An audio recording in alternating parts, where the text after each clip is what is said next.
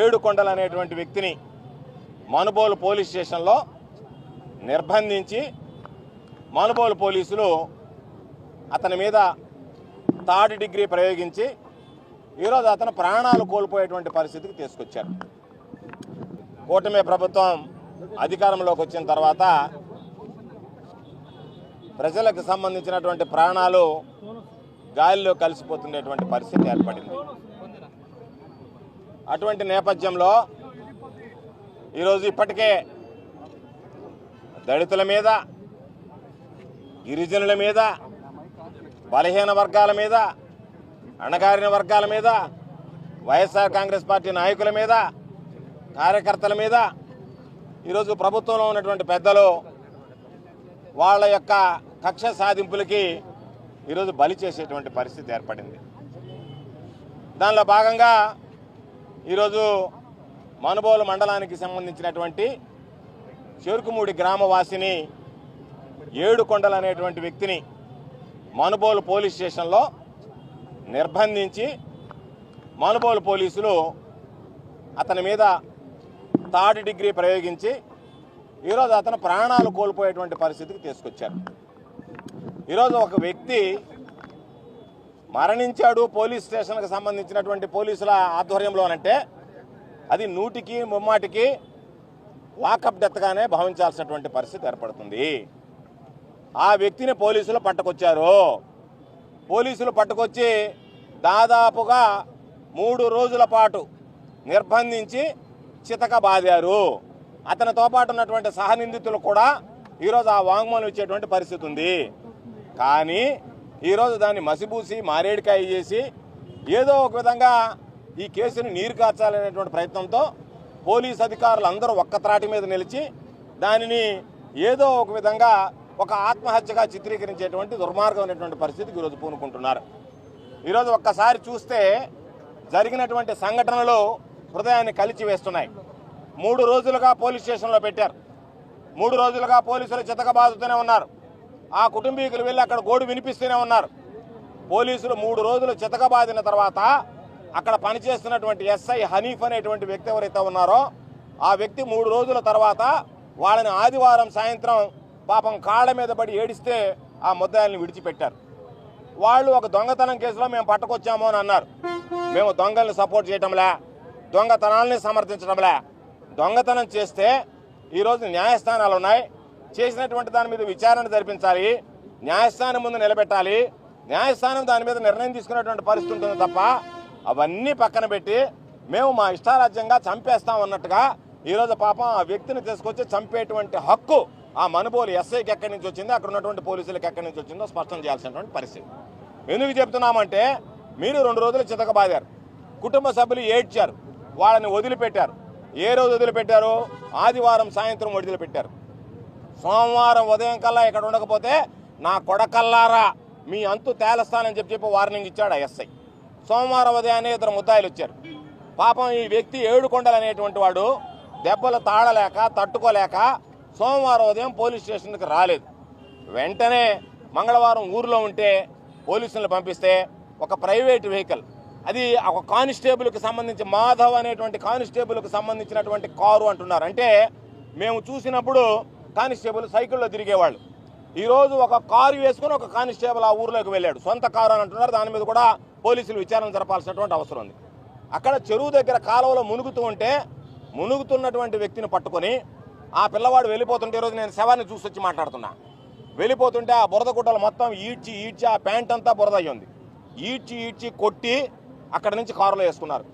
అప్పటికే పాపం అతను స్పృహ తప్పిపోయాడు. దారిలో కొట్టారు. నేరుగా పోలీస్ స్టేషన్కి తీసుకొచ్చారు, Manubolu police station. Manubolu police స్టేషన్కి పెట్టిన తర్వాత వీడు దిగలేకుండా నీళ్లు చల్లండి రా అన్నారు. మొహాన నీళ్లు చల్లారు. కళ్ళు తెరిచాడు. కళ్ళు తెరిచిన తర్వాత మరలా దించబోయేటప్పటికి దిగలేకున్నాడు. ఇక్కడ నుంచి హాస్పిటల్కి తీసుకెళ్దామని బయటకు తీసుకొచ్చాడు. బయటకు తీసుకొచ్చి ఆసుపత్రికి తీసుకురాకుండా పోలీసులకు సంబంధించినటువంటి ఉన్నతాధికారులతో మాట్లాడారా, తెలుగుదేశం నాయకులతో మాట్లాడారా, ఎవరితో మాట్లాడారో తెలియదు. కానీ దాదాపు 6 గంటల ప్రాంతంలో ఇక్కడికి చేర్చారు. అంటే మనిషిని పట్టుకున్న తర్వాత అతను అపస్మారక స్థితిలో ఉంటే ఇక్కడికి తీసుకురావడానికి 1 గంట సమయం లోపల పడుతుంది. అటువంటిది 3:30-4 గంటల సేపు ఆ పిల్లవాడిని ఇక్కడికి తీసుకురాకుండా బయట తిప్పి 6 గంటలకు తీసుకొస్తే ఇక్కడ ఉన్నటువంటి వైద్యులు అయ్యా మీరు తీసుకొచ్చేటప్పటికే ఇతను చనిపోయాడు అని చెప్పి చెప్పడం జరిగింది. మీరు పట్టుకున్నప్పుడు సజీవంగా ఉన్నాడు, మీరు పట్టుకున్నప్పుడు పరిగిస్తే పట్టుకున్నామని మీరు మాట్లాడుతున్నారు. బట్టలన్నిటిని ఈడ్చి మీరు కొట్టినటువంటి ఆనవాళ్ళు నేను ఎమ్మెల్సీగా ఉన్నటువంటి మురళి గారు మేమందరం వెళ్ళి చూసి వచ్చాము. ఇప్పుడు ఒంటి మీద గాయాలు ఉన్నాయి, వెనక్కి తిప్పు చూసాం, వీపు మీద గాయాలు ఉన్నాయి. అధికారులు ఏం చెప్తున్నారంటే రకరకాలు చెప్పారు. అందుకే నేను వచ్చి ఆ కుటుంబ సభ్యుల చేత డీఎస్పీ గారికి వినతి పత్రం ఇచ్చాం. అయ్యా మొత్తం వీడియోగ్రాఫింగ్ చేయించండి, ఉన్నటువంటి దాని మీద మొత్తం కూడా ఎక్కడా కూడా ఎక్స్పర్ట్స్ చేత ఎవరో ఒకరి చేత చేయించి, ఎందుకంటే ఇంత చేసినటువంటి వాడికి పోస్ట్ మార్టం రిపోర్ట్ మాయం చేయడమో మార్చడం అనేటువంటిది పెద్ద పని కాదు. కాబట్టి ఇప్పటికే ఒక కథలు లేశారు. ఏమని వెళ్ళారు, ఈ విధంగా అతను గడ్డి మందు తాగాడు, గడ్డి మందు తాగితే నోటుకుండా నొరగ కూడా వచ్చింది అన్నాడు. ఆ నొరగ ఛాయలు ఏమీ కనిపించడం లేదు. వైద్యుల్ని అడిగాం, మురళి అడిగాడు, మా మురళి గారు అడిగితే ఎక్కడా కూడా అటువంటి ఛాయలు కల్పించలేదు, తీసుకొచ్చినప్పుడు కూడా అటువంటి పరిస్థితి లేదు అన్నారు. అంటే ఇప్పటికే మేము ఉన్నతాధికారులకి దీని నుంచి ఏ విధంగా తప్పించుకోవాలని మీరు వాళ్ళకు సూచించారా, లేదు మీకు వాళ్లే సలహాలు ఇచ్చారా, ఉన్నతాధికారులు దీని నుంచి బయటపడాలంటే ఏం చేయాలనేటువంటిది మాకు అర్థం కావడం లేదు. ఇదే జరిగింది. ఎందుకు చెప్తున్నామంటే ఈరోజు సాక్షాత్తు ఆధారాలు సహా సేకరించి ఒక మాజీ మంత్రిగా, మాజీ ప్రజాప్రతినిధిగా, మాజీ శాసనసభ్యుడిగా, శాసన మండలి సభ్యుడిగా మాకున్నటువంటి వైఎస్ఆర్ కాంగ్రెస్ పార్టీ నాయకులు అందరం మేము మీడియా ముందు వచ్చి మాట్లాడేటప్పుడు దానికి నిర్దిష్టమైనటువంటి ఆధారాలు ఉండాలి, ఆరోపణలు చేయాలనేటువంటి ఆలోచనతో చేస్తున్నాం. ఈరోజు మీరు ఒక్కసారి చూస్తే సాయికృష్ణ హత్య చేశాం, సాయికృష్ణ లాకప్ డెత్లో చంపేశారు. లాకప్ కేసులో హత్య చేసి కనీసం శవాన్ని కూడా మాయం చేసి ఈరోజు అతని బూడిదనిగా మిగిల్చి ఆ బూడిదని ఇవ్వండి అని చెప్పి పాపం కన్న తల్లి వేడుకునేటువంటి పరిస్థితి ఏర్పడింది. దానితో పాటు మరొక దురదృష్టమైనటువంటి సందర్భం ఏమంటే క్రాంతి కుమార్ అనేటువంటి వ్యక్తి, క్రాంతి కుమార్ అనేటువంటి వాడు అక్కడ నన్ను పోలీసులు చంపేస్తారు అని చెప్పి ఆత్మహత్య చేసుకునేటువంటి పరిస్థితి ఏర్పడింది. కాబట్టి ఈరోజు మేము అడిగేది ఆ కుటుంబానికి ఎవరు ఆ బాధ తీరుస్తారు. చాలామంది మాట్లాడుతున్నారు, ఆ ఆడియోలన్నీ మా దగ్గర ఉన్నాయి, నేను వినిపిస్తాను మీడియా ముందు. ఏం చెప్తున్నారంటే తెలుగుదేశం పార్టీ నాయకులు ఫోన్ చేసి మీరేదో జరిగిందేదో జరిగిపోయింది, మేము ఎమ్మెల్యే గారితో మాట్లాడతాం, ఆర్థిక లావాదేవీలు ఏదన్నా ఉంటే పూర్తి చేస్తాం, ఆర్థికంగా మీ కుటుంబాన్ని ఆదుకుంటాం, జరిగిన తర్వాత ఆ బిడ్డలకు పెళ్లిళ్ళు చేయాలి కదా, ఆ కుటుంబం నిలదొక్కోవాలి కదా, కాబట్టి చనిపోయినటువంటి వాడిని చనిపోయాడు, పోలీసులు చంపేశారు, జరిగిపోయింది, మీ తప్పో వాళ్ళ తప్పో తెలియదు, కాబట్టి మీకు ఆర్థికంగా ఏదన్నా ఉంటే చేస్తామని చెప్పి వాళ్ళతో మాట్లాడినటువంటి ఆడియోలు కూడా వాళ్ళు రికార్డ్ చేసి మాకు వినిపించడం జరిగింది. అంటే మీరు ఈ తెలుగుదేశం పాలనలో చంద్రబాబు నాయుడిని మేము అడిగేది ప్రాణాలకి ఖరీదు కడతారా? దళితుడు ప్రాణం చనిపోతే ఏదో ఒక విధంగా ఇచ్చి చక్కబెడతామని చెప్పి సాక్షాత్తు తెలుగుదేశం పార్టీకి సంబంధించినటువంటి నాయకులు మాట్లాడతారా? అంటే మీరు చేసేటువంటి పరిస్థితి ఎక్కడ ఉంది? సాయికృష్ణకి సంబంధించి హత్య చేసి బూడిది కూడా లేకుండా చేశారు. ఈరోజు అదేవిధంగా పాపం బెదిరింపులతో ఉన్నటువంటి క్రాంతి కుమార్ అనేటువంటి ఒక దళితుడు చనిపోయాడు. మరో దళితుడిని ఇక్కడ మీరు బెదిరించి తీసుకొచ్చి, బహుశా నేను అనుకుంటున్నా వీళ్ళెవరు కానీ వెంటబడకపోతే, కుటుంబ సభ్యులు అక్కడికి వెళ్ళబడకపోతే, ఈ అలజడిగానే లేకపోతే వాళ్ళు ఏమి చేసిండో వాళ్ళంటే దీన్ని కూడా దహనం చేసి మాయం చేసి దీన్ని కూడా మాకు సంబంధం లేదన్నట్టుగా కనీసం బూడిది కూడా మిగలకుండా చేసిండేవాళ్ళు. కానీ ఆ కుటుంబ సభ్యులు అక్కడికి వెళ్ళారు కాబట్టి, ఆ కుటుంబ సభ్యులు అక్కడ నిలబడ్డారు కాబట్టి, ఆ కుటుంబ సభ్యులు ధైర్యంగా వాళ్ళకి అండగా నిలిచారు కాబట్టి వాళ్ళని తరిమేవాలనేటువంటి ఆలోచన చేసినా కూడా ఎక్కడ కూడా అటువంటి ఫలితం లేదు. కాబట్టి ఈరోజు కనీసం శవాన్ని ఆ కుటుంబ సభ్యుడికి మిగిల్చారు. మేము అడుగుతున్నాం, ఒక పక్క దళితుల్ని, వైఎస్ఆర్ కాంగ్రెస్ పార్టీకి సంబంధించినటువంటి నాయకుల్ని, కార్యకర్తల్ని, ఈరోజు తెలుగుదేశం పార్టీకి సంబంధించినటువంటి బలమైనటువంటి నాయకత్వం ఉంటే వాళ్ళు నేరుగా వాళ్ళని కూలీ చేస్తున్నారు, వాళ్ళని చంపేస్తున్నారు. వాళ్ళు చంపలేని దగ్గర తెలుగుదేశం పార్టీ నాయకులు ఈరోజు దళితులు కానీ ఎవరినైనా చంపలేకపోతే వాళ్ళని పోలీసులు వాడి చంపించేటువంటి పరిస్థితి బహుశా భారతదేశానికి స్వాతంత్రం వచ్చిన తర్వాత ఏ రాష్ట్రంలో జరిగి ఉండదు. అటువంటి దుర్మార్గమైనటువంటి పరిస్థితి ఈరోజు ఆంధ్ర రాష్ట్రంలో ఈ పాలన చూస్తున్నాం. అంటే ఎవడన్నా ఒక వ్యక్తిని మీరు చంపాలనుకుంటే తెలుగుదేశం వాళ్ళు మీరే పోయి చంపుతారు, మీరే దాడి చేస్తారు, లేకపోతే వాళ్ళని తీసుకెళ్లి పోలీసులు పురుకొల్పి వాళ్ళ చేత చంపిస్తారు.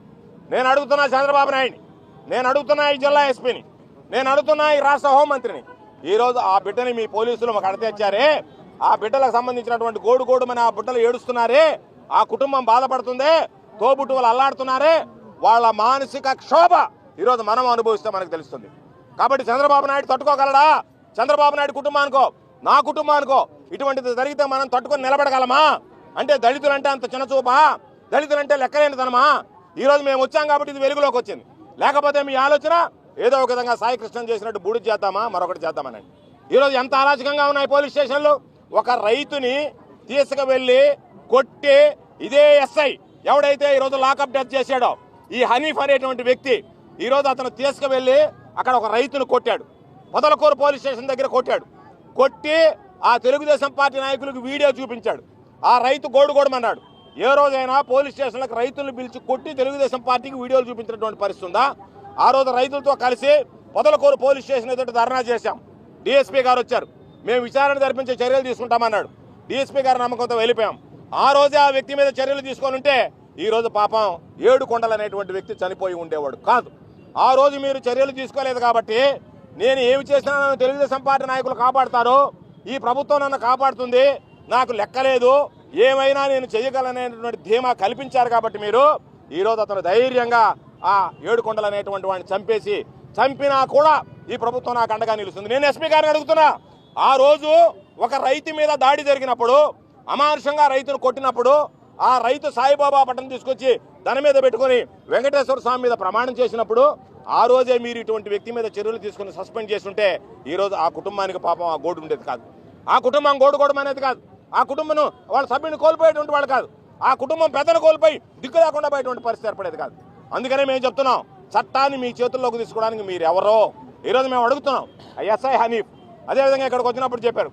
ఇంకొక వ్యక్తి మాధవ్ అనేటువంటి వ్యక్తి, అతను కారులో వెళ్ళి ఈరోజు దౌర్జన్యం చేశారు. ఆ కుటుంబ సభ్యులు మాట్లాడుతున్నారు, మాధవ్ అనేటువంటి వ్యక్తి మా వాడిని కొట్టాడు, మా వాడిని తీసుకెళ్ళాడు అని చెప్పి పోలీస్ స్టేషన్లో తీసుకువెళ్ళి కొట్టేటువంటి అధికారం మీకు ఎక్కడొచ్చింది? ఎన్ని రకాలైనటువంటి దొంగతనాలు జరుగుతున్నాయి, ఎన్ని రకాలైనటువంటి దోపిడీలు జరుగుతున్నాయి. మీరు చేసినటువంటి నిర్వాహకం ఏందో తెలుసా? పోలీసులు 4 సవర్ల బంగారు పోయింది వాళ్ళది. 4 సవర్ల బంగారు పోతే పాపం వీళ్ళ దగ్గర 12 సవర్ల బంగారు వరకు వాళ్ళకు ఉన్నటువంటి ఆస్తులే ఉన్నాయి, వాళ్ళ దగ్గర డబ్బులే ఉన్నాయి, వాళ్ళ కుటుంబ సభ్యుల దగ్గరే ఉన్నాయని చెప్పి దాదాపు 3 రెట్లు అధికంగా వసూలు చేశారు. అదేవిధంగా ఎవరైతే వాళ్ళ దగ్గర బంగారు కొన్నారో వాళ్ళ దగ్గరికి వెళ్ళి వాళ్ళ దగ్గర అధికంగా 3 రెట్లు అంటే ఒక 12